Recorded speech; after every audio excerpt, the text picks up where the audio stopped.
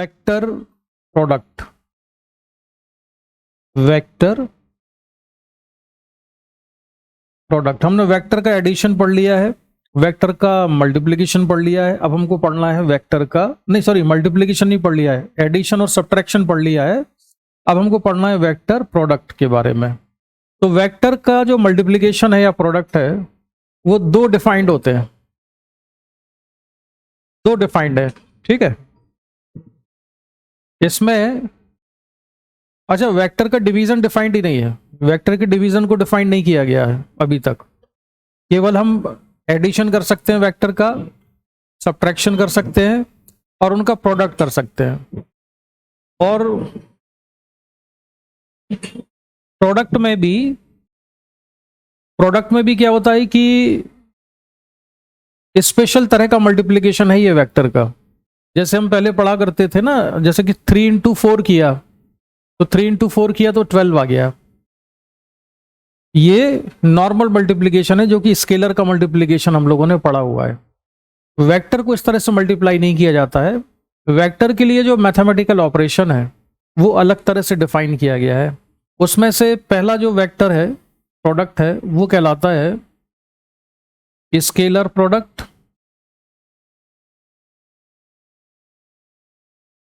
Scalar product of two vectors, और इसी का दूसरा नाम है डॉट प्रोडक्ट भी कहते हैं इसको, ठीक है। इसका जो सिंबल है वो ये होता है ए डॉट बी, बीच में डॉट लगा देते हैं। और इसको स्केलर प्रोडक्ट इसलिए कहते हैं क्योंकि दो वेक्टर का ये वाला प्रोडक्ट करने के बाद जो कुछ मिलेगा वो एक स्केलर क्वांटिटी होती है, वेक्टर क्वांटिटी नहीं होती है, ठीक। अब इसको डिफाइन कैसे करते हैं, इसको डिफाइन ऐसे करते हैं कि ये है वेक्टर ए, ये वेक्टर बी है, तो A dot B equal to होता है modulus of vector A modulus of vector B into cos theta. और मॉडुलस ऑफ ए और मॉडुलस ऑफ बी को सिंपली ए बी लिख लेते हैं, तो ये हो जाएगा ए बी कॉस थीटा। तो ए डॉट बी किसकी इक्वल है, ए डॉट बी है ए बी कॉस थीटा के बराबर। अब इसमें ये जो ए देख रहे हो आयुष, ये ए क्या है, मैग्नीट्यूड ऑफ वेक्टर ए। हाँ वेक्टर ए का मैग्नीट्यूड है, बी ये वेक्टर बी का मैग्नीट्यूड है ना। और कॉस थीटा में थीटा क्या है, व्हाट इज थीटा, थीटा है angle between vector A and vector B.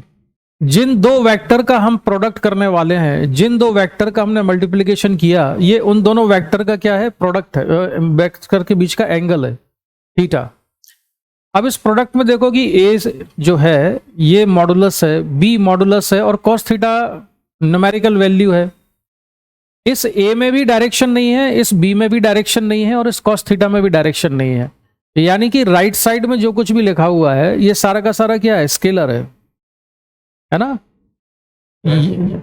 ये वेक्टर ए नहीं है, ये वेक्टर ए का मॉडुलस है, और किसी भी वेक्टर का जो मॉडुलस होता है वो कैसा हो जाता है, स्केलर ही होगा। ये मॉडुलस ऑफ वेक्टर बी है, ये स्केलर है, कॉस थीटा स्केलर क्वांटिटी है, जस्ट न्यूमेरिकल वैल्यू है ये। तो A dot B equal to A B cos theta, right side में जो देख रहे हो ये क्या है, स्केलर है। और ए डॉट बी स्केलर है कि नहीं, ये भी स्केलर है। पहले तो एक कॉमन सेंस की चीज है कि अगर इक्वल टू का साइन लगा है तो उसके राइट साइड में और लेफ्ट साइड में जो कुछ होगा वो दोनों इक्वल होने चाहिए। वो इक्वल तभी हो सकते हैं जब उनकी डायरेक्शन भी सेम हो और मैग्नीट्यूड भी सेम हो। तो अगर राइट साइड में स्केलर है तो लेफ्ट साइड में भी स्केलर होगा, तभी इक्वल लिख सकते हैं हम। एक वेक्टर कभी स्केलर के बराबर नहीं होता, वेक्टर वेक्टर के इक्वल होगा, स्केलर स्केलर के इक्वल होगा, ठीक है। दूसरी चीज, ये जो वेक्टर ए लिखा है हमने और वेक्टर बी और बीच में डॉट है, ये इनको सेपरेट मत समझना।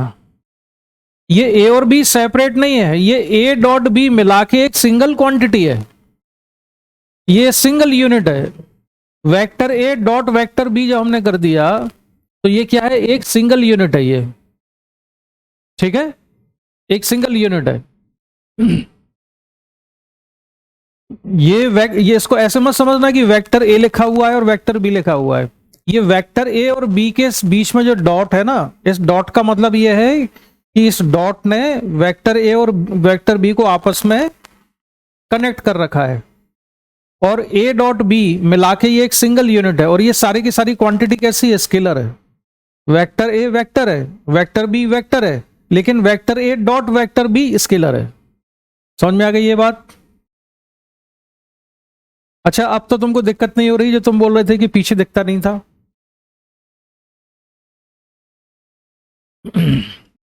अच्छा, तो ये तो हुआ वेक्टर। अब हम जरा इस वेक्टर को आगे बढ़ने से पहले एक बार डेफिनेशन क्रॉस प्रोडक्ट की ओर पढ़ लेते हैं, जिसको कहते हैं vector product. Vector product of two vectors, और इसको शॉर्ट में क्रॉस प्रोडक्ट भी कहा जाता है। इसको क्रॉस प्रोडक्ट इसलिए कहते हैं क्योंकि इसका जो सिंबल है वो ये यूज करते हैं हम, ए क्रॉस बी। अब यहां पर भी वही चीज सही है कि वेक्टर ए और वेक्टर बी बीच में किससे जुड़े हुए हैं, क्रॉस से जुड़े हुए हैं। They are connected by this cross, therefore this A cross B is a single unit. ये वन यूनिट है, ये सेपरेट नहीं कर सकते तुम इसमें ए और बी को। ये ए क्रॉस बी एक सिंगल क्वांटिटी है। अब इसकी डेफिनेशन ये है, A cross B equal to होता है modulus of A modulus of B into sine theta into N cap, into sine theta into N cap. या इसको लिख सकते हैं A cross B equal to A B sine theta N cap. अब इसमें देखो, ए स्केलर है, B scalar है, साइन थीटा स्केलर है, लेकिन साथ में जो एन कैप आया है, एन कैप क्या है, यूनिट वेक्टर है। तो N cap is a unit vector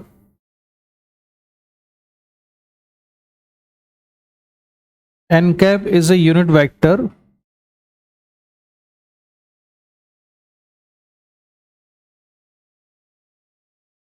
which gives direction of cross product।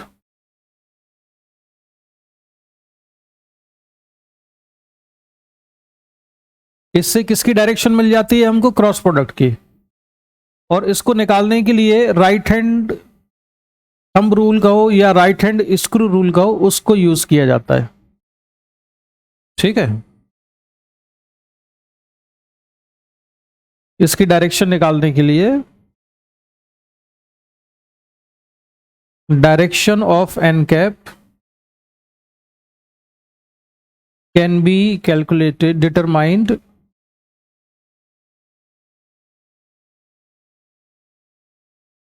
can be determined by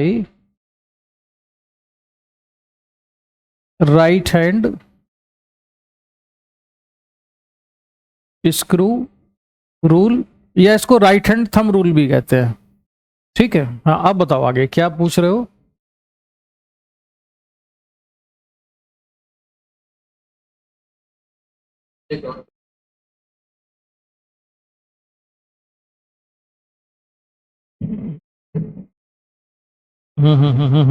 आवाज साफ नहीं आई आयुष। सर अब आ रही है? हाँ, अब आई। सर मैंने ये पूछा है कि अगर वेक्टर क्वांटिटी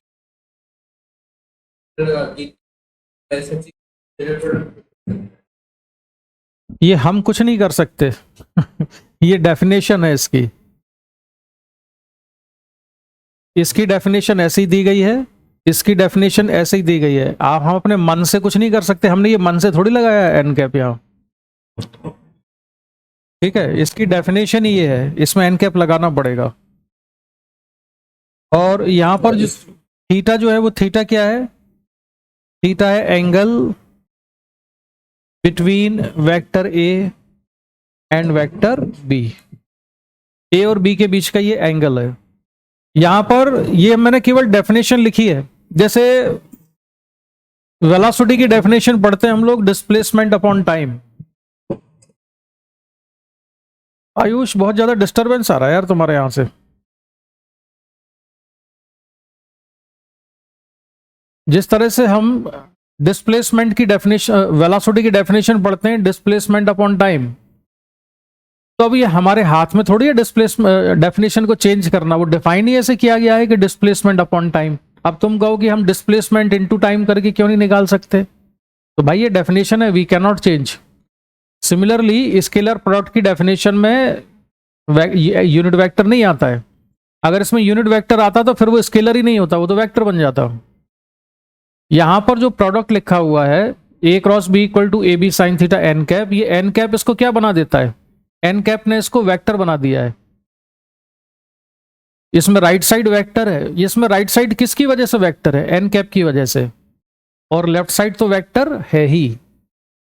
ठीक है, तो स्केलर प्रोडक्ट को स्केलर प्रोडक्ट क्यों कहते हैं?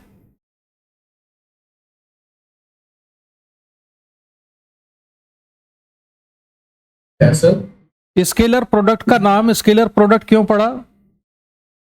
क्योंकि जो क्वांटिटी है क्योंकि प्रोडक्ट करने के बाद हमको स्केलर मिलता है ना। दोनों वेक्टर का प्रोडक्ट करने के बाद जो कुछ मिला वो क्या मिला हमको, स्केलर मिला, इसलिए वो स्केलर प्रोडक्ट कहलाता है। जो क्रॉस प्रोडक्ट है, इस क्रॉस प्रोडक्ट को वेक्टर प्रोडक्ट भी कहते हैं। इसको वेक्टर प्रोडक्ट इसलिए कहते हैं क्योंकि मल्टीप्लिकेशन करने के बाद राइट साइड में जो कुछ हमको मिल रहा है वो क्या मिल रहा है, वेक्टर मिल रहा है। और इसको वेक्टर कौन बना रहा है, एन कैप। ये एन कैप कैसे निकालते हैं ये हम बाद में पढ़ेंगे, पहले जरा हम स्केलर प्रोडक्ट के बारे में और डिटेल में पढ़ते हैं, कुछ क्वेश्चन सॉल्व करेंगे। ठीक है, तो आ जाइए स्केलर प्रोडक्ट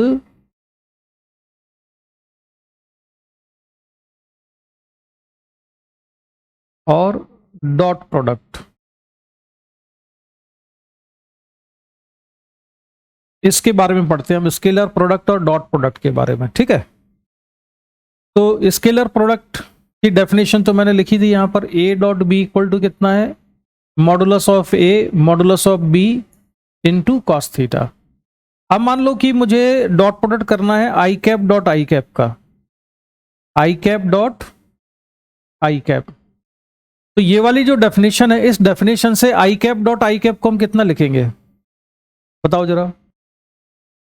हम लिखेंगे modulus of I cap into modulus of दूसरा वाला आई कैप, दोनों, और एंगल कितना होगा दोनों आई कैप के बीच में। भाई दो वेक्टर है ना, आई कैप और आई कैप तो सेम ही वेक्टर है, तो सेम वेक्टर आपस में कितना एंगल बनाएंगे, 0 डिग्री का। तो इससे सॉल्व करने पर कितना मिला हमको, modulus of I cap 1, modulus of other I cap is 1, और cos 0 डिग्री भी 1 होता है, यानी कि आई कैप डॉट आई कैप कितना आया, 1 के बराबर। इसमें क्या डाउट है बताओ?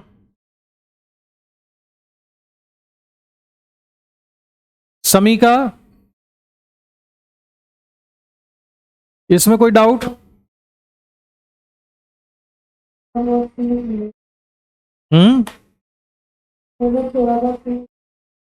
तुम लेट ज्वाइन किए हो ना?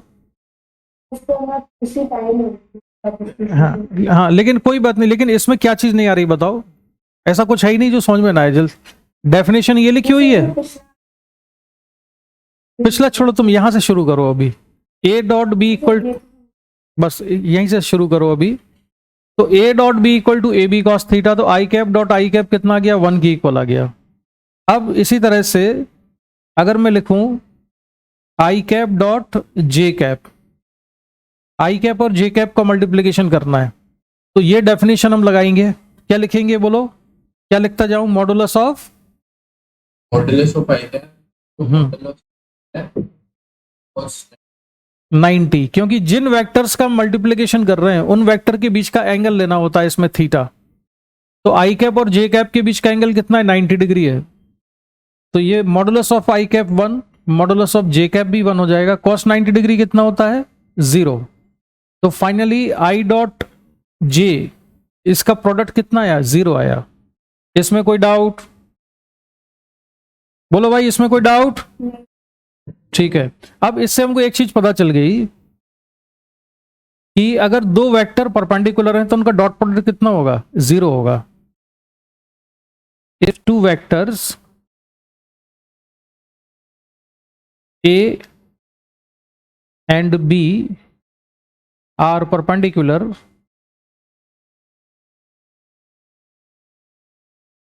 to each other,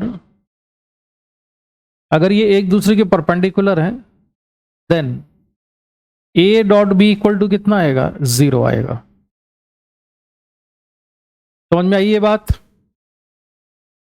अगर दो वेक्टर एक दूसरे के परपेंडिकुलर हैं तो उनका डॉट प्रोडक्ट कितना मिलेगा, हमेशा 0। क्यों 0 मिलेगा? हाँ, क्योंकि जैसे modulus of A modulus of B है तो उसको हम लिखेंगे modulus of A, sorry A dot B को लिखेंगे modulus of A modulus of B into cos 90 degree. Cos 90 0 होता है तो ये पूरा 0 हो जाएगा। ठीक है, इसमें तो कोई डाउट नहीं। अच्छा, अब एक दूसरा एग्जांपल ये हमको याद रखने हैं। ए डॉट ए कितना आएगा, बताओ समीका, ये डेफिनेशन लगाओ जरा। ए डॉट ए करेंगे तो कितना आएगा, दोबारा बोलो, एक एक स्टेप बोलो जरा। Modulus of A into cos theta. Theta क्या होता है, थीटा क्या होता है, किसके बीच का एंगल होता है ये, दो वेक्टर्स के बीच। कोई से भी दो वेक्टर का। ये उन दो वेक्टर के बीच का एंगल है जिनका हमने प्रोडक्ट लिया है यहां पर। तो ए, हाँ, तो A dot A vector A का वेक्टर ए के साथ कितना एंगल बनेगा, 0 बनेगा। तो कितना आया ये, ए इंटू ए इंटू 1, तो कितना हो जाएगा ये, ए स्क्वायर। इसका मतलब है कि ए डॉट ए किसके बराबर होगा, ए स्क्वायर के। इसी तरह से कहीं पर बी डॉट बी लिखा हुआ है तो सिंपली किसके बराबर है, बी स्क्वायर के बराबर है। अगर कहीं पर सी स्क्वायर लिखा है तो हम उसको सी डॉट सी लिख सकते हैं, vector C dot vector C, ऐसा हम अपने मन से लिख सकते हैं। ठीक है, अच्छा, अब फर्दर आगे बढ़ते हैं हम। अगर कहीं पर है आई डॉट आई तो कितना होगा, 1। इसी तरह से जे डॉट जे कितना होगा, 1। इसी तरह से के डॉट के कितना होगा, 1। समझ में आया 1 क्यों आ रहा है? Modulus of vector into modulus of other vector into cos theta लिखते हैं ना, तो इन सभी का मॉडुलस कितना है, आई कैप जे कैप के कैप का 1 है। और इनके बीच का एंगल कितना है, 0 डिग्री है, कॉस 0 भी 1 होता है। ठीक है, दूसरा पॉइंट, हाँ जल्दी बोलो। तो आई कैप टू 1। हाँ जल्दी, फॉर्मूला क्या है, I cap dot I cap लगाओ जरा। आई कैप डॉट आई कैप कितना होता है, ए डॉट बी का फॉर्मूला है ना, उसी को लगाओ। मॉड आई इंटू आई मॉड आई into into cos theta. Theta कितना, 0। हाँ अब आगे करो, कितना होगा सारा, आई स्क्वायर। अरे मॉडुलस ऑफ ये आई कैप क्या यूनिट वेक्टर है, यूनिट वेक्टर की डेफिनेशन बताओ क्या होता है। वो अच्छा इक्वल टू 1 यूनिट वेक्टर वो होता है जिसका मॉडुलस 1 हो, तो इन सभी का मॉडुलस भी 1 हो गया, कॉस 0 भी 1 होता है, तो अल्टीमेटली कितना आएगा, सारा 1 आ जाएगा। चलो आई डॉट जे बताओ कितना आएगा, तो ये भी 1। हाँ 1, बोलो कितना आएगा, तो ये आएगा 0। ये 0 क्यों आएगा, तो क्योंकि परपेंडिकुलर है तो कॉस थीटा कॉस 90 0 हो जाएगा। हाँ, तो I dot J equal to 0, I dot K equal to 0, J dot K equal to 0, ये सब 0 आएंगे। ठीक है, अच्छा, अगर मैं तुमसे पूछ लूं क्वेश्चन में कि माइनस आई कैप डॉट जे कैप, तो ये कितना आएगा?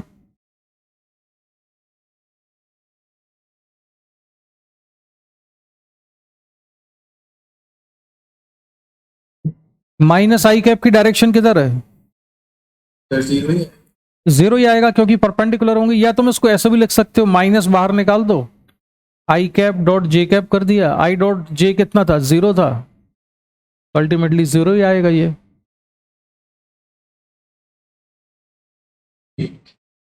फर्क केवल ये है कि माइनस आई कैप की डायरेक्शन ये है, ये माइनस आई कैप होगा और जे कैप कहाँ होगा? ऊपर होगा। लेकिन एंगल तो कितना हुआ दोनों के बीच में? 90 डिग्री ही हुआ, तो इसलिए इनका डॉट प्रोडक्ट कितना होगा? जीरो। अगर प्लस प्लस आई कैप होता तो ये आई कैप और ये जे कैप, ये एंगल 90 डिग्री। तो अगर आई कैप प्लस हो तो ये आई कैप राइट साइड में होगा, जे कैप ऊपर होगा, लेकिन दोनों ही केस में एंगल कितना है? 90 डिग्री है।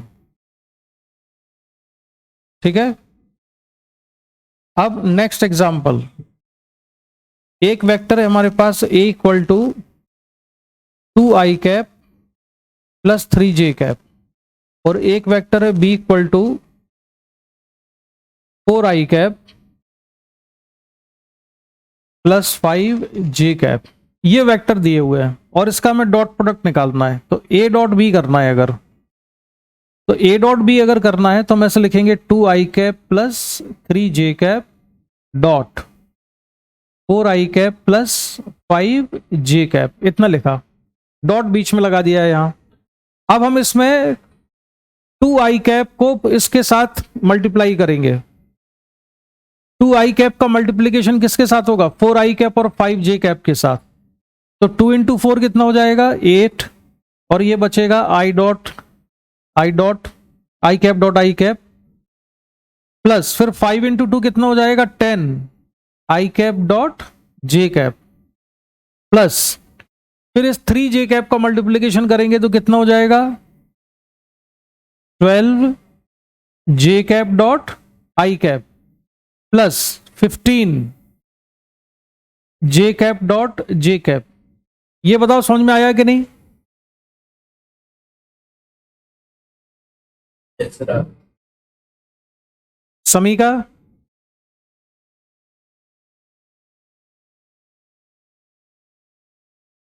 आवाज नहीं आई समीका तुम्हारी, क्या नहीं आया? इसको हमने 2 को केवल मल्टीप्लाई तो कर दिया ना, 2 को 4 और 5 के साथ किया और 3 को 4 और 5 के साथ किया। अब ये आई कैप का मल्टीप्लीकेशन इस वाले आई कैप के साथ और इस वाले जे कैप के साथ किया, फिर इस वाले 3 जे कैप किसके? नहीं, अब ये नहीं, हम ऐसा मल्टीप्लीकेशन कर रहे हैं, ये डिस्ट्रीब्यूटिव लॉ को भी फॉलो करता है। कैसे कि ए डॉट बी प्लस सी अगर कहीं पर लिखा हुआ है तो उसको लिखा जा सकता है A dot B plus A dot C, ऐसे। ये क्या, कौन सा लॉ है इसका?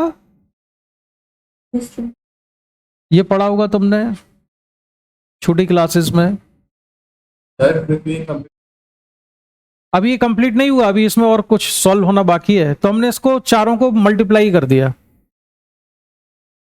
तो वो 2 I cap plus 3 J cap में मॉड नहीं है। नहीं नहीं, अभी तुम देखते जाओ पहले, ये हमने अलग अलग टर्म मल्टीप्लाई कर दिए हैं इसमें। ठीक है। हाँ, अब आई कैप डॉट आई कैप ये 8 के साथ है, ये कितना हो जाएगा? ये हो जाएगा 8। ये 1 होगा ना आई कैप डॉट आई कैप, तो ये बचेगा 8 प्लस ये आई कैप डॉट जे कैप कितना होगा? 0। जे कैप डॉट आई कैप कितना होगा? ये भी 0 होगा क्योंकि ये दोनों परपेंडिकुलर है। जे डॉट जे कितना होगा? 1, तो कितना बचेगा? प्लस 15। तो 8 प्लस 15 कितना आया? तो इसका, इस प्रोडक्ट की वैल्यू आई 23 के बराबर। तो अगर वेक्टर आई कैप जे कैप के कैप के कंपोनेंट्स में दिए हैं और हमें केवल प्रोडक्ट निकालना है, डॉट प्रोडक्ट, तो हम ऐसे भी निकाल सकते हैं। ठीक है, इस तरह से भी इसको सॉल्व किया जा सकता है। समझे ये बात? अच्छा, डॉट प्रोडक्ट की कुछ प्रॉपर्टीज हैं वो मैं लिख देता हूं यहां पर।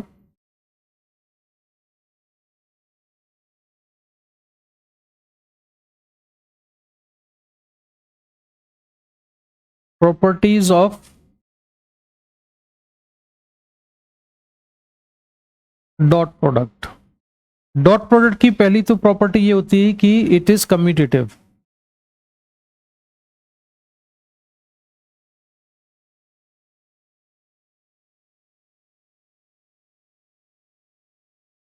ये क्या होता है? कम्यूटेटिव होता है। कम्यूटेटिव होने का मतलब ये है कि A dot B equal to B dot A, ऐसे लिखा जा सकता है। सेकंड, ये डिस्ट्रीब्यूटिव भी होता है।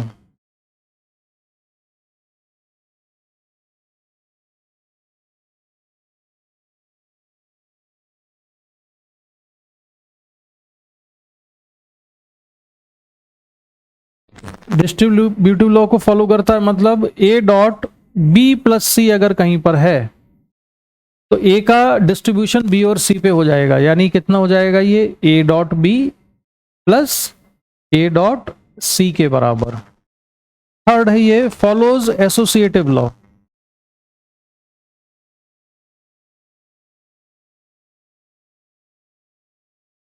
ये एसोसिएटिव लॉ को भी फॉलो करता है। एसोसिएटिव लॉ बताओ क्या होता है?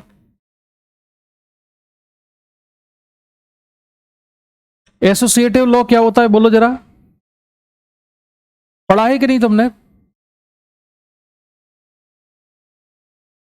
भाषा की हाँ आ रही है, बोलो।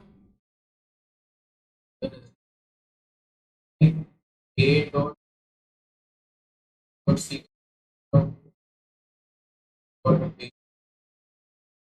A dot B dot C equal to A dot B dot सी।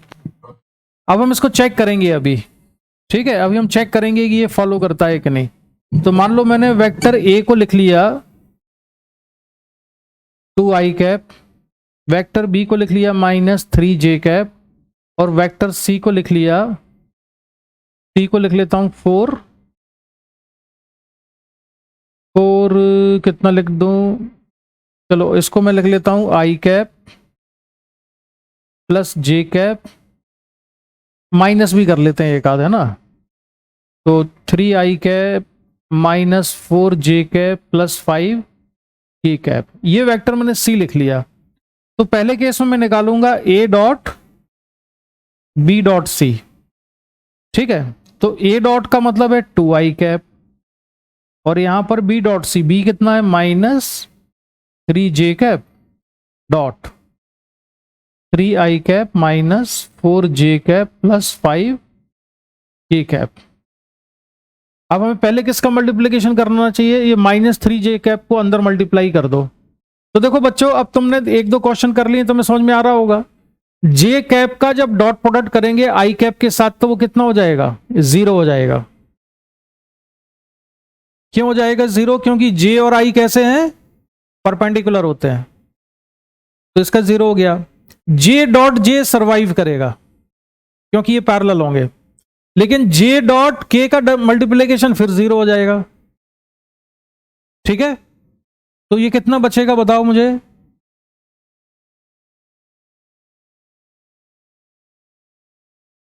-3 और -4 मल्टीप्लाई, -3 और -4 का मल्टीप्लिकेशन होगा तो कितना हो जाएगा? 12 हो जाएगा।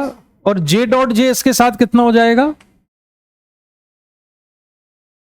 जे कैप डॉट जे कैप, तो ये 1 हो जाएगा। तो 2i कैप डॉट, और ये बचा 12, जे 1 हो गया। तो ये फाइनली कितना बचा? अब ये तो स्केलर ही बचा है, डॉट का कोई मतलब ही नहीं है, तो ये कितना आया? 4i कैप आया। अब हम देखते हैं दूसरा वाला, वो सेटिस्फाई होता है कि नहीं। ये क्वेश्चन नंबर 1। अब मैं लिखता हूं ए डॉट, 24 है। अच्छा हाँ 20, अच्छा ये 12 था, मैंने इसको, ये 24। अब मैं लिख रहा हूं A dot B dot C, देखते हैं ये इक्वल होता है कि नहीं। तो ए डॉट बी कर लेते हैं पहले। तो ए की वैल्यू कितनी है? 2i कैप डॉट बी कितना है? -3j कैप, और इसके साथ जो कुछ आएगा उसका हम डॉट प्रोडक्ट करेंगे सी के साथ, और सी कितना है 3i cap minus 4j cap plus 5k cap. चलो शुरू हो जाओ। पहले किसका डॉट प्रोडक्ट लेना चाहिए हमें, इधर इन दोनों का हो रहा है, तो ये कितना हो जाएगा सॉल्व करने पर, इसमें i है इसमें j है, तो i डॉट j कितना हो जाएगा, नहीं i डॉट j कितना होगा, i और j के बीच में 0 हो गया, 0 into 3i cap minus 4j cap plus 5k cap, तो कितना जाएगा 0। तो इसका मतलब क्या हुआ, इसने एसोसिएटिव लॉ को फॉलो नहीं किया, इक्वल नहीं आया। तो उसमें हम क्या लिख, ये नहीं होता a dash to b plus c नहीं होता वो तुमने पहले तुमने जो पढ़ा होगा ना वो ऐसे पढ़ा होगा, a plus B plus C equal to a plus B plus C, ऐसा वाला ये होता था ना। बी प्लस सी को ऐड करके फिर a में ऐड कर दें, या a प्लस बी को ऐड करके उसको c में ऐड कर दें, ये इस तरह का होता था जो तुमने उसमें पढ़ा होगा नॉर्मल एलजेब्रा में। जैसे 2 प्लस 3 प्लस 5 लिख लो, या इसको 2 प्लस 3 प्लस 5 लिख लो, दोनों से सेम वैल्यू आएगी, तो इसको हम कहते हैं कि ये एसोसिएटिव लॉ को फॉलो करता है। लेकिन ये एसोसिएटिव लॉ को फॉलो नहीं करता है, does not follow associative law. तो ये किस किस को फॉलो करेगा, कम्यूटेटिव लॉ को और डिस्ट्रीब्यूटिव लॉ को, इसको फॉलो करता है। अब कई बार डॉट प्रोडक्ट का यूज किया जाता है एंगल निकालने में। अब ध्यान से समझना, अब तुम्हारे को कंफ्यूजन आएगा तो मुझसे पूछ लेना इसमें। जैसे एक वेक्टर मैंने लिख लिया, vector A equal to 2i cap minus 3j cap, दूसरा वेक्टर है B equal to i cap plus j cap. अब उसमें कह दिया गया है, पूछा गया है कि find angle between vector A and B. तो उसके बीच में एंगल निकालने के लिए हम क्या करेंगे, जरा डेफिनेशन पर आओ। तो डेफिनेशन होती है A dot B equal to क्या होता है, ए बी कॉस थीटा। तो कॉस थीटा इक्वल टू कितना हो जाएगा, A dot B upon A B. ये नीचे जो ए बी लिखे हैं ये क्या है, ये एक्चुअल में मॉडुलस है वेक्टर का, vector A dot B upon modulus of A modulus of B, ये है ना बाय डेफिनेशन। तो एंगल निकालने के लिए अगर हमने राइट साइड में जो कुछ लिखा हुआ है उनकी वैल्यूज निकाल दी तो हम cos थीटा निकाल सकते हैं। तो हमें किस किस की वैल्यू निकालनी पड़ेगी cos थीटा निकालने के लिए, मॉडुलस ऑफ ए निकालना पड़ेगा, मॉडुलस ऑफ बी निकालना पड़ेगा, और ए डॉट बी निकालना पड़ेगा। तो सबसे पहले क्या निकालें हम, सबसे पहले हम निकाल लेते हैं ए डॉट बी। तो ए डॉट बी के लिए हमने लिखा 2i cap minus 3j cap dot i cap plus j cap. तो समी का बताओ ये कितना हो जाएगा,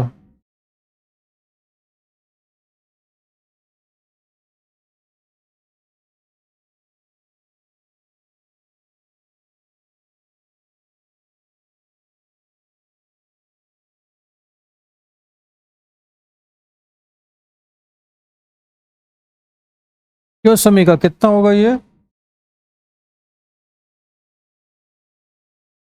यस। तो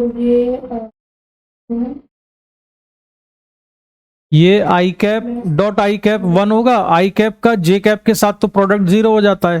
तो अपने को याद कर लेना है कि आई कैप को मल्टीप्लाई करना है, जे कैप को मल्टीप्लाई करना है बस। तो ये 2 और इसके साथ कितना बचा, आयुष कितना बचा,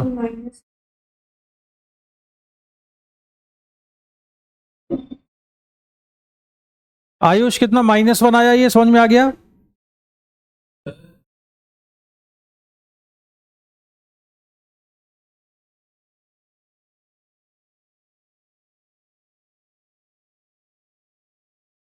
मैग्नीट्यूड माइनस भी हो सकता है भाई। और यहाँ पे भी जैसे 2i कैप माइनस 3 कैप, अब जो 1 मिनट रुको जरा, अब हम अंदर मल्टीप्लाई करेंगे तो 2 इनटू ये कितना हो जाएगा आई कैप डॉट आई कैप, फिर minus J cap dot J cap, तो I cap dot I cap तो 1 हो गया, तो 2, और जे कैप डॉट जे कैप कितना हो गया 1, तो ये -3 बचा, तो -1 आ गया। आई कैप डॉट जे कैप और जे कैप डॉट आई कैप वाली टर्म 0 हो जाएंगी इसमें। अब आयुष दोबारा बताओ क्या पूछ रहे हो? मैं तो ये पूछ रहा था सर, जैसे -3 जे कैप, जे कैप जैसे लेफ्ट साइड में जे कैप, तो हम उस हिसाब से डायरेक्शन दे रहे हैं पिक्चर में। समझा नहीं, क्या इसमें ये -3 जे कैप है ये बोल रहे हो? नहीं, जैसे डॉट प्रोडक्ट जब कर रहे हैं तो हम लोगों को फिर उस हिसाब से -3 कंसीडर डायरेक्शन बता।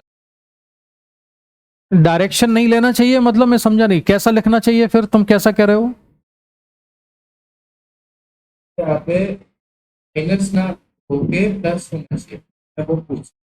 कहाँ पर प्लस होना चाहिए इसमें? नहीं, यहाँ पर नहीं। इधर क्यों? ये -3 का मल्टीप्लीकेशन हुआ इसके 1 के साथ में, तो -3 बचेगा ना। पर -3 का तो मतलब ये होगा कि जे कैप की डायरेक्ट, जे कैप की डायरेक्शन, ये जे कैप वेक्टर था, ये जे कैप वेक्टर था, इनका डॉट प्रोडक्ट हुआ, लेकिन स्केलर इसके साथ जो मल्टीप्लाई था वो तो माइनस था ना, तो -3 और इसका -1 मल्टीप्लाई होकर -3 बनेगा। स्केलर स्केलर मल्टीप्लाई कर देते हैं और वेक्टर का प्रोडक्ट लिख देते हैं। अच्छा, अब मॉडुलस ऑफ ए निकालने की जरूरत भी पड़ेगी इसमें, तो मॉडुलस ऑफ ए कितना हुआ?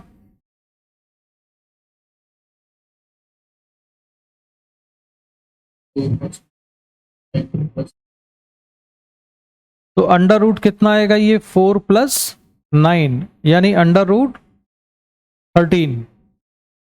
समी का मॉडुलस ऑफ बी बताओ कितना होगा?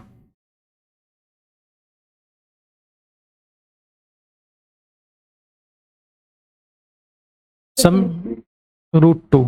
अब हम इसमें वैल्यू रख देते हैं इन सभी की, तो cos थीटा आ जाएगा। cos theta equal to a dot B कितना आया है -1, मॉडुलस ऑफ a कितना है √13, और ये कितना है √2, तो ये हो जाएगा -1/√26। तो cos थीटा इक्वल टू -1/√26 है। अब इसकी वैल्यू निकाल के नहीं रखना डिग्री में, हम इसको ऐसे लिख देते हैं, theta equal to cos inverse -1/√26। ये एंगल हुआ, इसका आंसर ये होगा। इन दोनों वेक्टर्स के बीच में एंगल कितना है, cos इनवर्स -1/√26। हर क्वेश्चन में एग्जैक्ट वैल्यू निकल आएगी वो जरूरी नहीं है, ठीक है। तो इसमें भी हमने इसको इससे लिख के छोड़ दिया, theta equal to cos inverse -1/√26। अब इसमें क्या क्या डाउट है तुम्हारा, पूछो 1 बाई 1। हाँ आयुष तुम शुरू करो। सर ये तो नेटफ्लिक्स तो ऐसा भी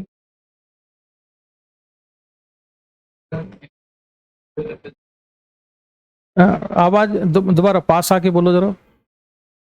सर जैसे ये तो हमने पर क्रॉस प्रोडक्ट का विजुअल रिप्रेजेंटेशन। पहली चीज तो ये कि क्रॉस प्रोडक्ट हम पढ़ नहीं रहे, डॉट प्रोडक्ट पढ़ रहे हैं। हाँ सॉरी, डॉट प्रोडक्ट। हाँ, तो जैसे होता है तो उसका भी तो एक तरीका होता है represent, वैसे इसका भी तो कुछ। इसको हम निकाल नहीं पाएंगे डायग्राम बना के, इसलिए तो हम डॉट प्रोडक्ट से निकाल रहे हैं। ये जो ऊटपटांग टाइप का एंगल होगा ना, वो एंगल बना के हम निकाल नहीं पाएंगे उसका एंगल। तो मैं समझ गया तुम ज्योमेट्री से बोल रहे हो ना, कि एरो बना के खींच के जो वेक्टर बनाते थे वैसा कर दें। हाँ जी। हाँ, तो उसमें नहीं निकाल पाएंगे। तुम cos इनवर्स 36 वगैरह कैसे मेजर करोगे उसमें?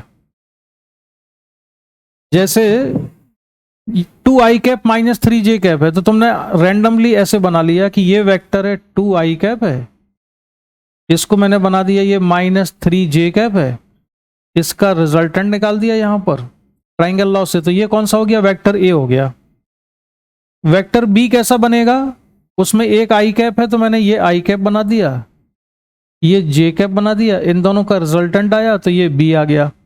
अब मैं ए और बी में एंगल कैसे निकालूं? अंदाज से नहीं निकाल सकते हम,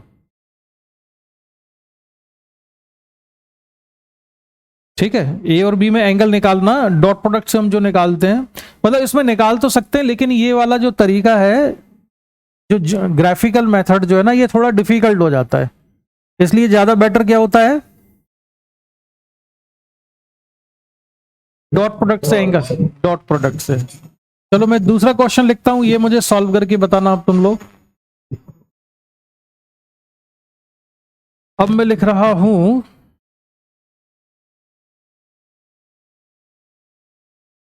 आई कैप माइनस 4 जे कैप, ये है वेक्टर ए, और एक वेक्टर बी मन से बना लेते हैं हम, ये है -2 I cap plus 8 J cap. Find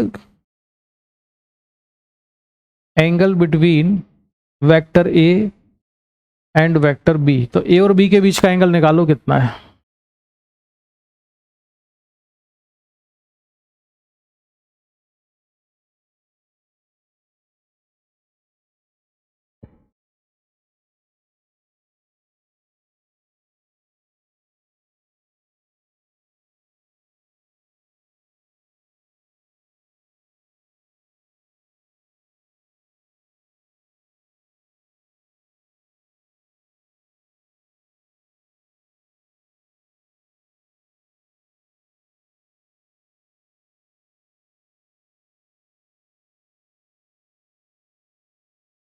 तो वो आई कैप में जे कैप। हाँ, आई कैप -4 जे कैप।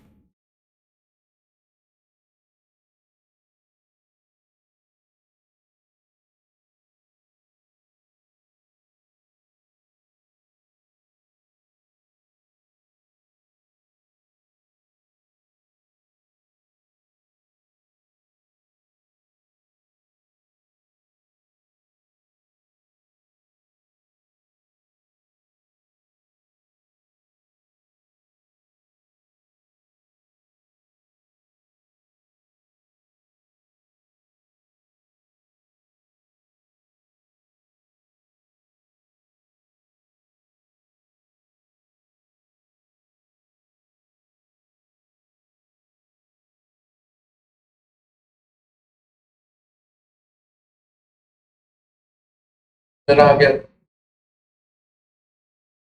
ठीक है, और समीका के आंसर का और वेट करते हैं।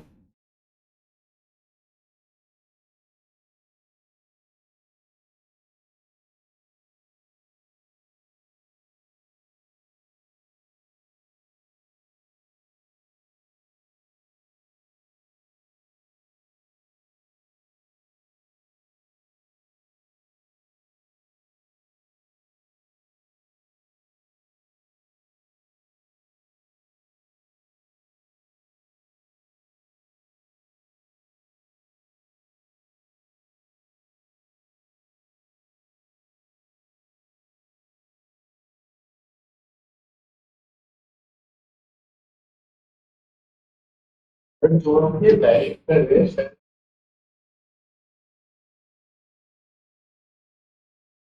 हम्म, वो क्रॉस की लेवल। समीका बेटा आ गया।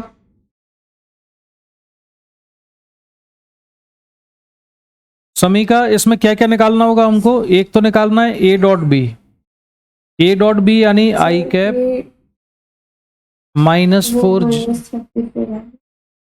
-2 I cap plus 8 J cap. तो ये कितना आया?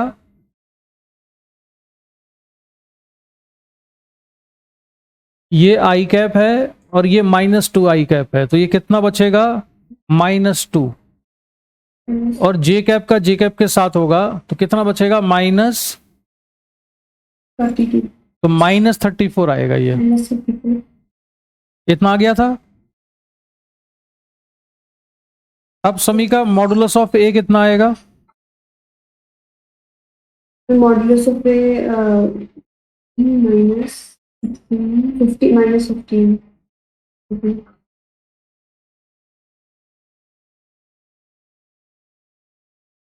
17 क्या? मॉडुलस ऑफ बी कितना आएगा?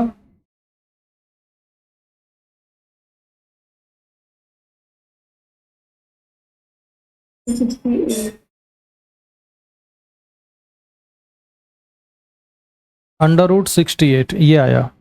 अब cos थीटा इक्वल टू क्या होता है? cos थीटा इक्वल टू होता है a dot B upon modulus of a और मॉडुलस ऑफ b।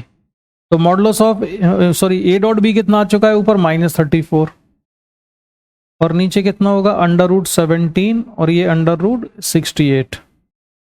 तो theta equal to cos inverse -34 upon √17 और √68 आंसर आ गया।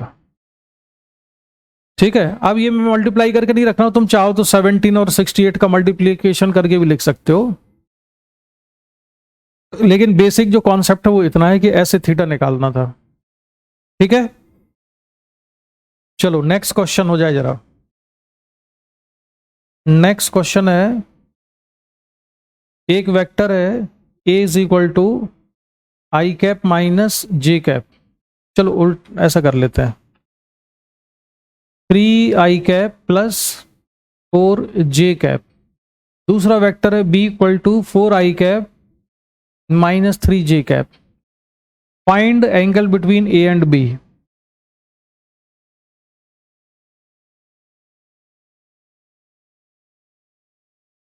Find angle between vector a and vector b। तो बच्चों निकालो जल्दी से कितना आता है ये।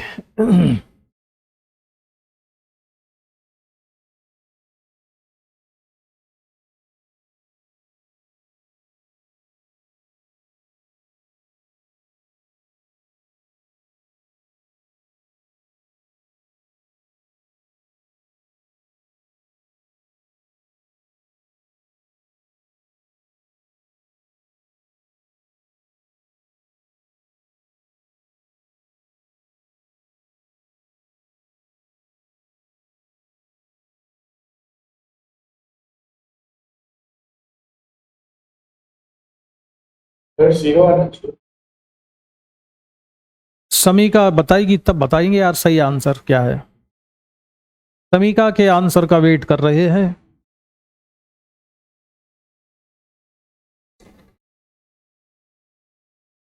समीका जल्दी करो, आयुष के साथ कंपटीशन करो।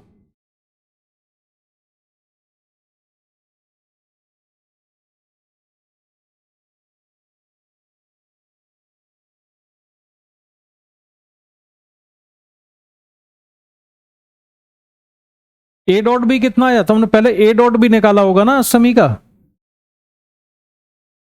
समीका एक मिनट ऑलमोस्ट आ ही गया। ए डॉट बी बताओ कितना आ रहा है? तो ए डॉट बी आ रहा है 24। हाँ, 3i cap plus 4j cap dot 4i cap minus 3j cap कितना आया? मल्टीप्लिकेशन करो जरा, बताओ किसको किससे मल्टीप्लाई किया?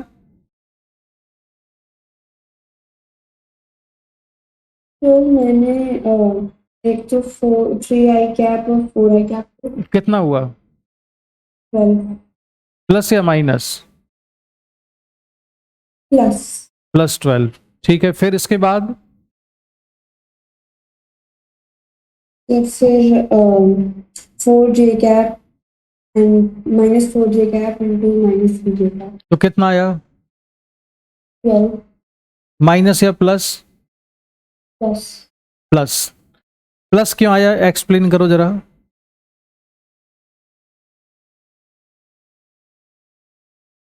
तो मैंने उसको -4j लिख दिया था। अरे ये -3 है तो उसका नेगेटिव नहीं आएगा -12? जब मैंने 3i कैप -4j कैप लिखा 3i कैप माइनस, तो मैंने क्वेश्चन में ही 3i कैप -4j कैप लिखा हुआ था। क्वेश्चन गलत नोट किया है। Yes sir. तो ये तो यही पता चल गया कि ए डॉट बी 0 आ रहा है, इसका मतलब क्या हुआ? ए इज परपेंडिकुलर टू बी। तो आयुष ठीक था तुम्हारा आंसर, हमें आगे करने की जरूरत ही नहीं है, इसका डॉट प्रोडक्ट किया उतने में ही आ गया ये। चलो दूसरा क्वेश्चन सॉल्व करते हैं अब।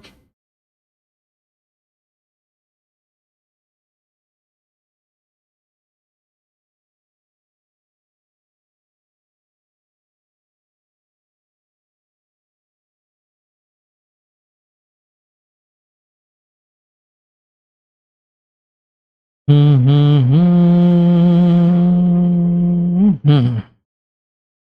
हम करेंगे दूसरा क्वेश्चन सॉल्व।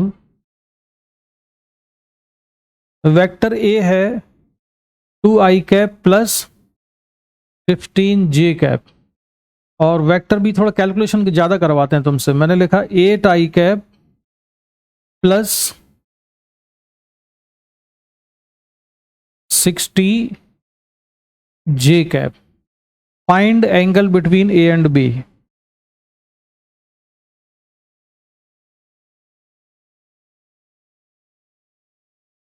ए और बी में एंगल निकालो कितना है।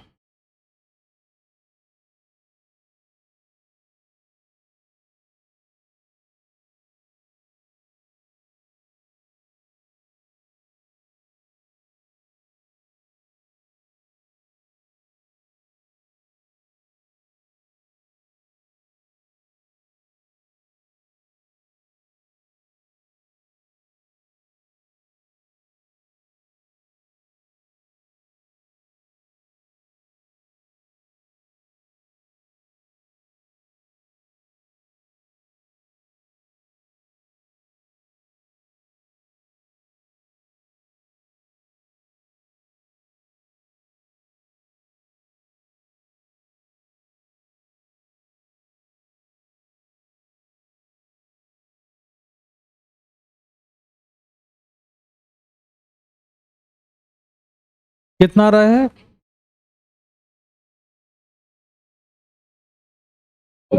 cos 229 into root 3. अच्छा,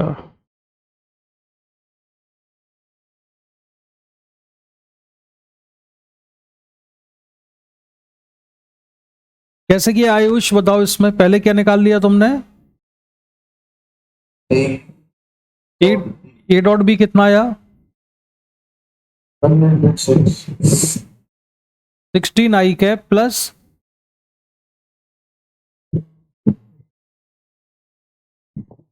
900j कैप इतना आया है। 900 plus ठीक है। तुमने गलत मल्टीप्लाई कर लिया है। नहीं वो बस ऊपर कोई तो चेंज हुआ। मैंने जो 106 बोला वो 900। मॉडुलस ऑफ ए, समी का मॉडुलस ऑफ ए कितना है?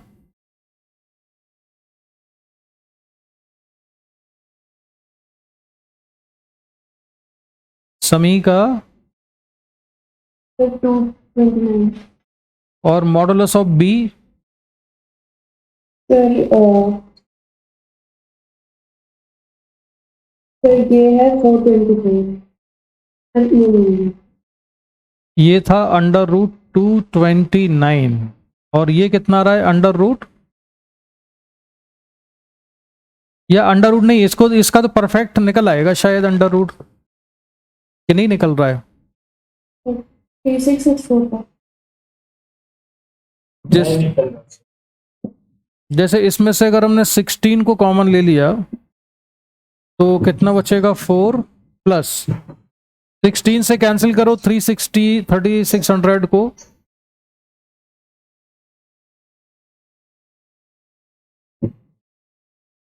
तो कितना बचा?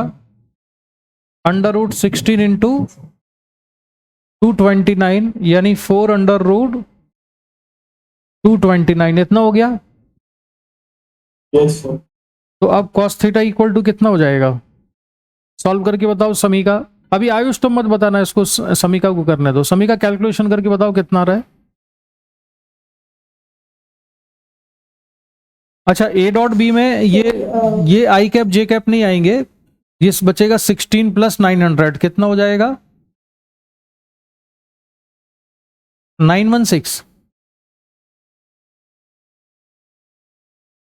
So 916 upon 4 root 229 into root 225. कुल कितना आया? 916 अपॉन नीचे कितना? 4 root 229 into root 225. 25 कहाँ से, 225 है ना? कहाँ पर? ये क्या लिखा है? 225 प्लस 4 कितना होगा? 229। 229, सॉरी सॉरी। इतना हुआ। हाँ, अब आगे कैलकुलेशन करो।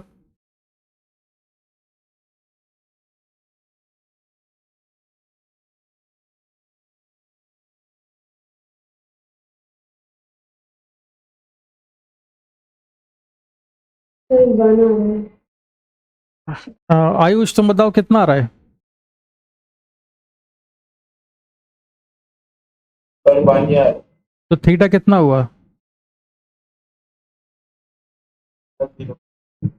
कॉस थीटा 1, तो थीटा कितना हुआ?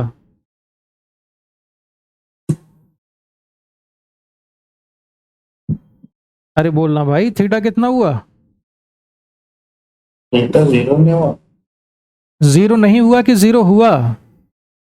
हुआ सर, हुआ। तो 0 हो गया तो थीटा आ जाएगा 0। ठीक है, तो इसका आंसर था 0 डिग्री। इन दोनों वेक्टर के बीच में एंगल कितना है? 0 डिग्री। यानी दोनों वेक्टर कैसे हैं? पैरेलल है। ठीक है, अब देखो मैंने जानबूझ के ना क्या किया था इसमें मालूम? ऐसा जब क्वेश्चन सॉल्व करो तुम देख लिया करो। जैसे इसमें से तुम क्या कॉमन निकाल सकते हो? क्या चीज कॉमन आ रही है दोनों में से?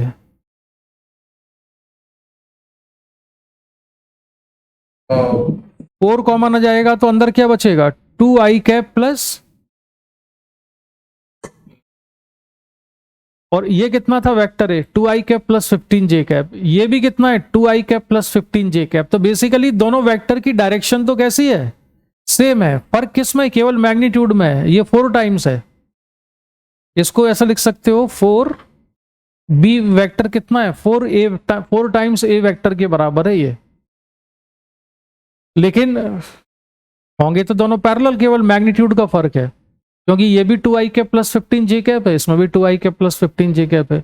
मैंने जब क्वेश्चन दिया था तो जानबूझ में इस वाले वेक्टर में बस मल्टीप्लाई कर दिया था 4 से, ये चेक करने के लिए कि फाइनल कैलकुलेशन तुम करो तो तुम चेक कर पाओ कि ये इक्वल टू 1 आ रहा है, तो ये पैरेलल है। लेकिन ये पैरेलल अगर तुम चेक कर सकते हो, अगर स्टार्टिंग में ही चेक हो जाए किसी क्वेश्चन में तो बहुत अच्छी बात है, हम यहीं से देख के बता सकते हैं। तो जेई मेंस वगैरह के अगर इस तरह के क्वेश्चन आते हैं तो उसमें टाइम सेव हो जाता है। ठीक है, अच्छा अब समीका से सवाल करते हैं। कंपोनेंट ये भूल तो नहीं गई है कहीं? तो समीका, एक वेक्टर बनाया मैंने ए, और वेक्टर ए का एंगल है इस हॉरिजॉन्टल लाइन के साथ में कितना? Theta.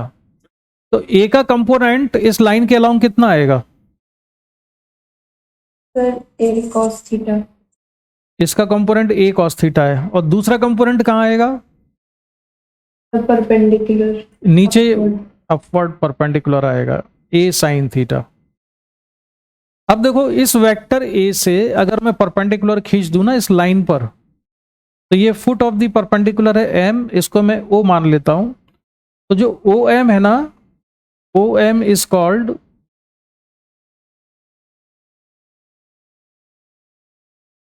Projection of vector A on horizontal line, या इसको मैं एक्सिस मान लेता हूं, सपोज ये एक्स एक्सिस है, ऑन एक्स एक्सिस। तो प्रोजेक्शन का मतलब क्या है कि वेक्टर के टिप से या हेड से परपेंडिकुलर खींचो इस लाइन पर, वो लाइन जहां टच करेगी तो यहां से लेके और वेक्टर के इनिशियल पॉइंट तक की जो डिस्टेंस है, ये क्या कहलाता है? इसका प्रोजेक्शन कहलाता है। तो प्रोजेक्शन को हम डायरेक्ट क्या लिख सकते हैं? ए cos theta.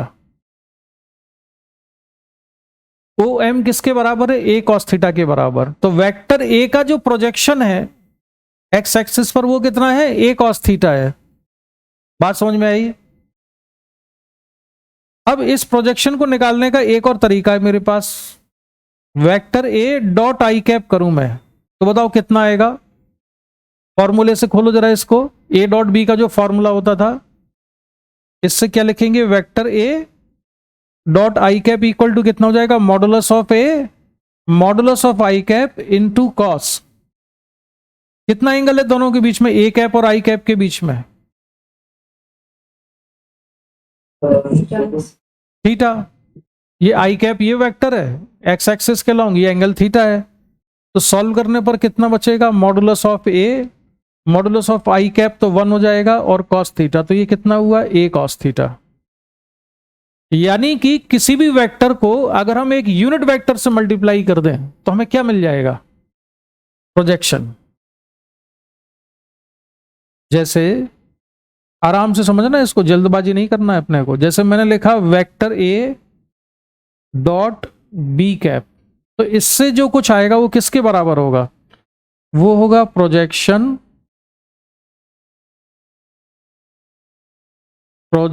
Of vector A along B cap. जैसे मैंने ए डॉट आई कैप किया तो वेक्टर ए का प्रोजेक्शन आ गया एक्स एक्सिस के अलॉन्ग या आई कैप के अलॉन्ग। ऐसे ही अगर मैंने ए डॉट बी कैप किया तो इससे मुझे क्या मिलेगा, projection of vector A along B cap, और इसकी वैल्यू क्या होगी,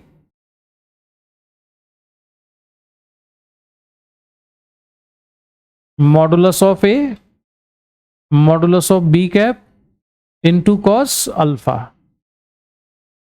ठीक है, यानी कि A modulus of B cap कितना होगा 1, क्योंकि बी कैप तो यूनिट वेक्टर है, और ये कॉस अल्फा तो ये कितना हो जाएगा कॉस अल्फा। अब तुम सोच रहे होगे कि अल्फा क्या है, तो इसमें अल्फा है, alpha is angle between vector A and B cap. मैंने इसलिए बताया ये क्योंकि प्रोजेक्शन वाला टर्म, प्रोजेक्शन नाम की जो टर्म है ना, ये कभी तुम्हारे स्कूल में पेपर में यूज हो सकती है, तो घबराना मत। प्रोजेक्शन का मतलब है, प्रोजेक्शन का मतलब कंपोनेंट ही होता है। प्रोजेक्शन निकाल रहे हैं यानी हम क्या निकाल रहे हैं, उसका कंपोनेंट निकाल रहे हैं। इस वेक्टर ए का projection along the x axis A cos theta है, ये प्रोजेक्शन ही है इसका, एक्स एक्सिस के अलोंग प्रोजेक्शन कितना है, ए कॉस थीटा। ऐसे ही वेक्टर ए का प्रोजेक्शन अगर मुझे वाई एक्सिस के अलोंग निकालना है तो ए साइन थीटा है। ठीक है, तो ये लिखने का एक तरीका होता है तो तुम कंफ्यूज ना हो जाओ और तुम्हें ऐसा ना लगे कि यार ये तो हमने पढ़ा ही नहीं था, ये क्या चीज है। इसलिए मैंने तुमको बता दिया कि प्रोजेक्शन क्या होता है। जैसे एग्जांपल ले लेते हैं, एक वेक्टर बनाया मैंने यहां पर ए और दूसरा बी, और दूसरा वेक्टर बना दिया मैंने यहां पर सी, इनके बीच में एंगल अल्फा। तो अगर मुझे लिखना हो प्रोजेक्शन ऑफ बी अलोंग सी, तो प्रोजेक्शन ऑफ बी अलोंग सी का मतलब है बी का कंपोनेंट सी के अलोंग। तो बी का कंपोनेंट सी के अलोंग कितना होगा, क्यों Ayush, yes sir. B cos alpha हो जाएगा। ऐसे ही प्रोजेक्शन ऑफ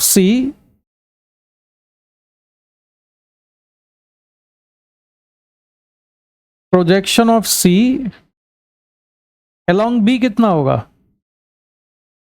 सी को प्रोजेक्ट करना है बी के अलोंग, तो वो हो जाएगा सी कॉस अल्फा। समझ में आई ये बात, जो बच्चों समझे कि नहीं। Yes, sir. आयुष कुमार जल्दी बताओ, आयुष सर एक सेकंड के लिए बस डिस्ट्रिक्ट आवाज पास आके बोलो माइक्रोफोन के। सर बस एक सेकंड के लिए 1 सेकंड में कितना देख पाओगे, मैं देख लूंगा, एक चीज देख। 5 सेकंड चलो, ये वाली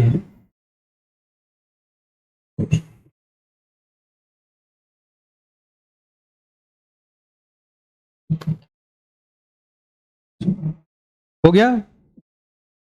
यस सर। अच्छा तो बताओ तुमने डिनर कर लिया आयुष, यस सर। डिनर कर लिया, डिनर। समीका तुमने, नहीं सर, मैं क्लास तो उसमें आई थी, मैं कभी क्लास अच्छा चलो तो मैं 15 मिनट में फिर खत्म करता हूँ अभी, है ना, डॉट सर? प्रोडक्ट 15 मिनट में अभी खत्म कर देता हूँ, तो तुम लोग डिनर कर लेना फिर। अब मैं देखो वर्क को डिफाइन करते हैं हम। आयुष तुम्हारे यहाँ यार फैन आज बहुत खतरनाक तरीके का फैन चल रहा है कोई। Ayush Yes, sir. क्या बात है, रोज हमेशा तो नहीं चलता था, आज कहाँ से ये फैन आ गया? नहीं सर, आज सिस्टम भी अलग है और चलो देखो वर्क की जो डेफिनेशन है आगे के चैप्टर में आएगा, फ्रिक्शन के बाद हम पढ़ेंगे। वर्क को डिफाइन करते हैं फोर्स इनटू डिस्प्लेसमेंट का डॉट प्रोडक्ट, जिसमें एफ फोर्स है और डी डिस्प्लेसमेंट है। इसको ऐसे लिखते हैं modulus of F modulus of D into cos theta. तो ये हो जाएगा F into D into cos theta. तो समी का बताओ थीटा क्या है इसमें?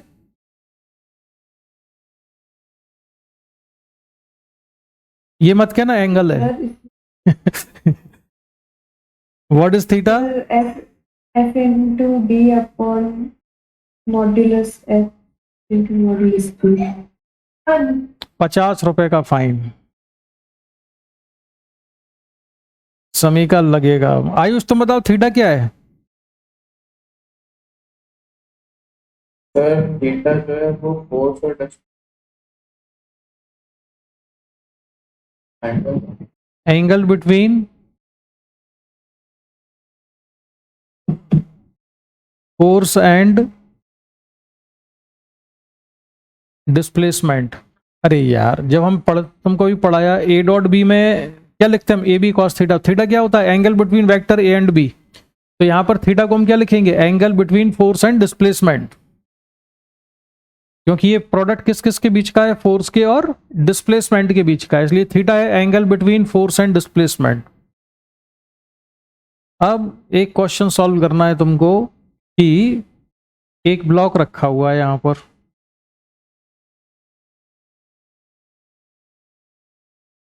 इस ब्लॉक पर एक फोर्स लगाया, इस फोर्स की वैल्यू थी, कितनी थी वैल्यू? एफ के बराबर थी, और ये कितने एंगल पर था फोर्स? थीटा एंगल पर था। ब्लॉक का मास है एम, और जब फोर्स लगा तो ब्लॉक मूव कर गया। मूव करने के बाद इसका जो डिस्प्लेसमेंट हुआ है ब्लॉक का, ये डिस्प्लेसमेंट हम मान लेते हैं डिस्प्लेसमेंट हुआ है डी के बराबर। ठीक है, तो हमको निकालना है फाइंड ब्लॉक कहां से कहां पहुंच गया? ए से बी पहुंच गया, ए पॉइंट से बी पॉइंट। तो फाइंड, या ऐसा लिखो यहां से, ड्यूरिंग या इन द डिस्प्लेसमेंट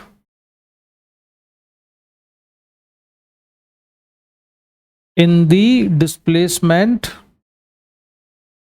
डी, मतलब ए टू बी जो हुआ है, find number A work done by force F, कितना वर्क किया। बी निकालना है work done by gravitational force,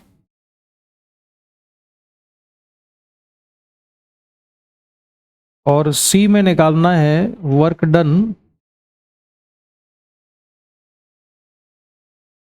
bye normal reaction. Friction नहीं है यहां पर,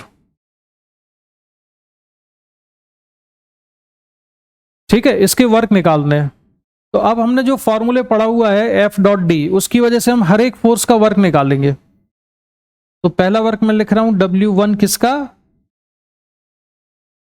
फोर्स एफ का। ठीक है, तो फोर्स एफ का वर्क कितना होगा? फॉर्मूला क्या था? F D cos theta. तो फोर्स एफ, डिस्प्लेसमेंट कितना है? डी, और एंगल कितना है फोर्स और डिस्प्लेसमेंट के बीच में? थीटा। तो ये तो simple F D cos theta इसका आंसर हो गया। अब आयुष तुम बताओ work done by gravitational force कितना होगा? सर होगा, क्योंकि इस पर एक तो ग्रेविटेशनल फोर्स लग रहा है, ग्रेविटेशनल डाउन वर्टिकली डाउनवर्ड एक नॉर्मल रिएक्शन लग रहा है, और एक फोर्स लग रहा है एफ, और ये एंगल थीटा है। अगर हम फ्री बॉडी डायग्राम बनाए तो ये फोर्स दिख रहा है। समीका तुम बताओ work done by gravitational force क्या लिखेंगे? इसमें एफ की जगह क्या जाएगा? उसमें एम जी आएगा। डिस्प्लेसमेंट कितना हुआ है ब्लॉक का? डी आएगा। और समी का एंगल कितना है दोनों के बीच में, ग्रेविटेशनल फोर्स के और डिस्प्लेसमेंट के? समी का एंगल 90 और cos 90 कितना होता है? 0। तो work done by gravitational force 0 है। Work done by normal reaction कितना आएगा? तो हम लिखेंगे normal reaction n displacement d into cos 90 degree. हालांकि नॉर्मल रिएक्शन की वैल्यू यहां पर mg के बराबर है, लेकिन cos 90 ने सब गुड़ गोबर कर दिया है, तो इसलिए फाइनली वर्क कितना हो जाएगा? 0। तो इसमें हमने वर्क कैलकुलेट किया नॉर्मल रिएक्शन का, वो कितना आया? 0। समझ में आया ये? इसमें कोई डाउट है?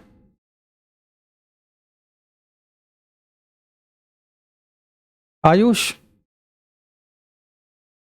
और सर चलो दूसरा क्वेश्चन कर लेते हैं। आज मैं तुम्हें केवल डॉट प्रोडक्ट तक ही करूंगा, क्रॉस प्रोडक्ट नेक्स्ट क्लास में। जल्दबाजी में करेंगे तो बाउंसर हो जाएगा, ऊपर से निकल जाएगी बॉल। अब मैं यहां पर बना लेता हूं एक ट्राइंगुलर वेज या इंक्लाइन प्लेन बना लिया मैंने ये।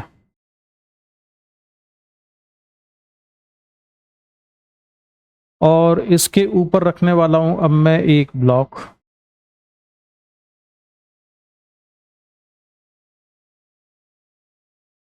ये बढ़िया सा हमने ब्लॉक बना दिया एक। ठीक है, ये ब्लॉक रखा हुआ है।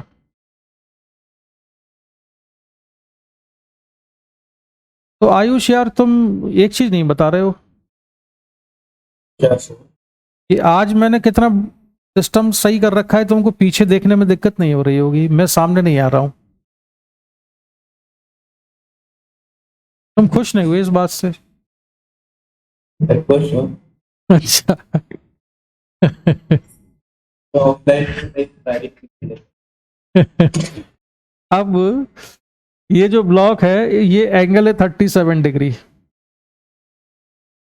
अब मैं जानबूझ के ऐसा कुछ कर रहा हूं कि तुम्हें कैलकुलेशन करना पड़े, तुम लोगों से मैं गलती करवाने की कोशिश कर रहा हूं, और तुम लोग कोशिश करना कि गलती ना करो।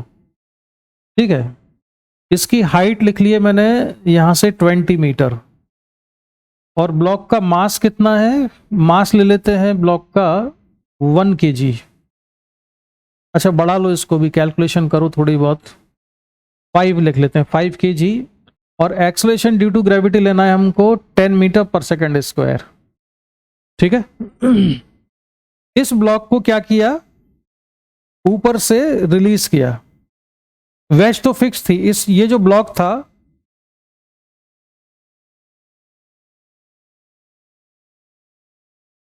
इसको जरा मैं, हाँ, ये ब्लॉक यहां से रिलीज किया आपने। अच्छा ब्लॉक के साइज पे मत जाना, ये पॉइंट मास होते हैं सारे। छोटा कर देता हूं चलो, नहीं तुम कहो कि ब्लॉक का साइज तो बहुत बड़ा था, तो छोटा कर दिया ब्लॉक। इस ब्लॉक को हमने यहां से रिलीज किया, और ये कहां पर यहां से मूव करते करते करते करते बॉटम पे आ गया, यहां तक आ गया। तो जब ये ब्लॉक यहां तक पहुंच चुका है, तब हमको बताना है कि work done by gravitational force कितना है, work done by normal reaction कितना है। और इसको लिख लेता हूं मैं ए, इसको लिख लेता हूं बी। तो व्हेन ब्लॉक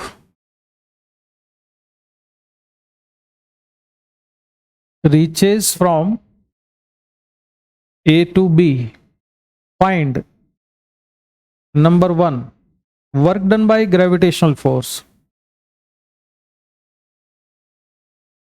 ये सारे क्वेश्चन ना बड़े लेवल पे मैं अगले चैप्टर में कराऊंगा, अगले से मतलब वर्क पर एनर्जी में कराऊंगा, लेकिन मैं अभी बस थोड़ी डॉट प्रोडक्ट की प्रैक्टिस करा रहा हूं तुम्हें। Work done by gravitational force, और B work done by normal reaction. Work done by normal reaction. ठीक है, तो करो सॉल्व जरा इसको। गलत वलत जैसा भी करना है करो।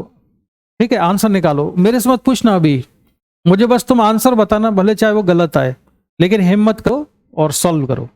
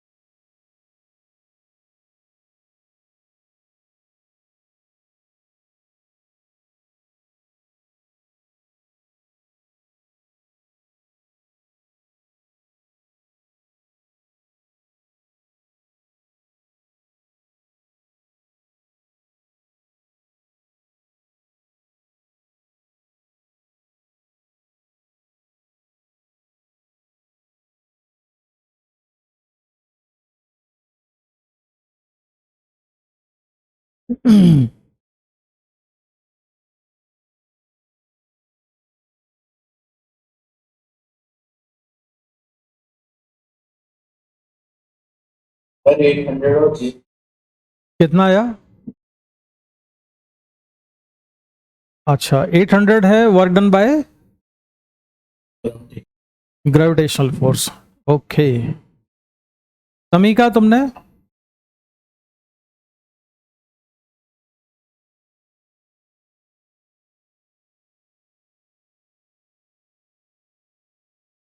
ग्रेविटेशनल फोर्स का वर्क बेटा कैसे कैलकुलेट कर रहे हो मुझे बताओ जरा, थोड़ा अप्रोच कैसे कर रही हो?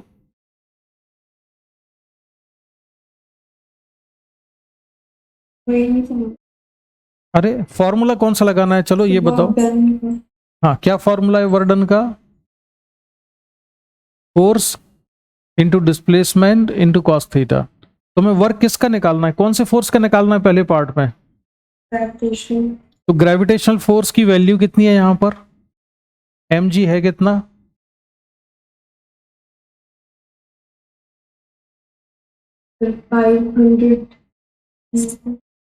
500। इतना ज्यादा क्यों बोल रही हो? 50 न्यूटन हुआ ना। और डिस्प्लेसमेंट कितना है ब्लॉक का?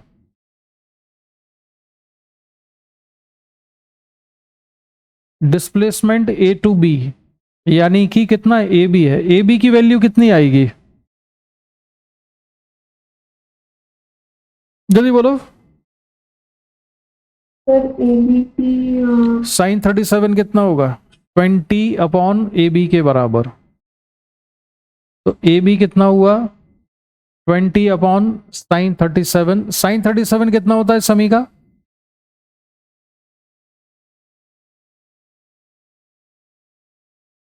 Three by 5। तो ए बी कितना है? 100/3 है।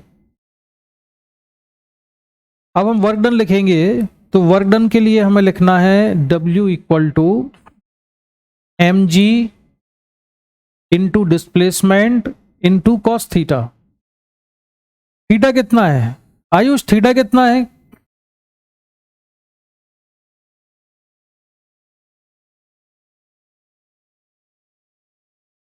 थीटा कितना लिया? हमको एंगल किस किस के बीच में लेना था? ग्रेविटेशनल फोर्स के और डिस्प्लेसमेंट के बीच में। तो ग्रेविटेशनल फोर्स तो यहां लग रहा है नीचे mg, और डिस्प्लेसमेंट कहां हो रहा है ब्लॉक का? इधर हो रहा है डिस्प्लेसमेंट। डिस्प्लेसमेंट तो इधर हुआ है ना। तो इनके बीच में एंगल कितना आया? ये आया। ये एंगल कितना है? 53 डिग्री। 37 नहीं है, 53 डिग्री है, तो cos 53।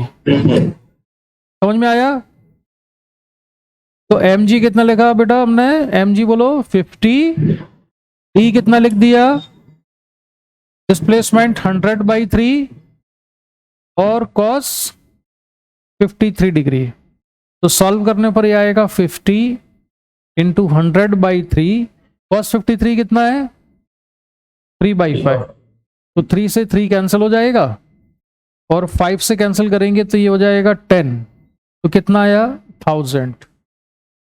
इसकी यूनिट होती है वर्क की जूल, तो ये 1000 जूल हुआ। मुझे लगता है तुमने एंगल की वजह से तुम्हारा कुछ गड़बड़ हो गया क्या, या नहीं कुछ और भी किया था लगता है।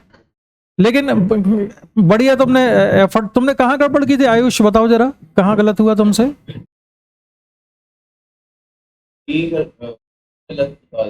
डिस्प्लेसमेंट। हाँ डिस्प्लेसमेंट तो देखो यहां से ब्लॉक ने चलना शुरू किया और नीचे तक आया है बी तक, ये डिस्प्लेसमेंट हुआ। लेकिन तुमने दूसरा आंसर ठीक निकाला है। नॉर्मल रिएक्शन किस डायरेक्शन में लग रही होगी इस पर? यहां पर एन। तो नॉर्मल रिएक्शन और ये है डिस्प्लेसमेंट। डिस्प्लेसमेंट और नॉर्मल रिएक्शन के बीच में एंगल कितना है? 0। तो work done by normal reaction कितना आ जाएगा? 0 आ जाएगा। और work done by gravitational force कितना जाएगा? 1000 जूल आ जाएगा। ठीक है समीका? समीका है ना? ये ऐसे करते हैं। ये इनसे काफी बड़े बड़े क्वेश्चन हम सॉल्व करेंगे अभी वर्क पावर एनर्जी वाले चैप्टर में।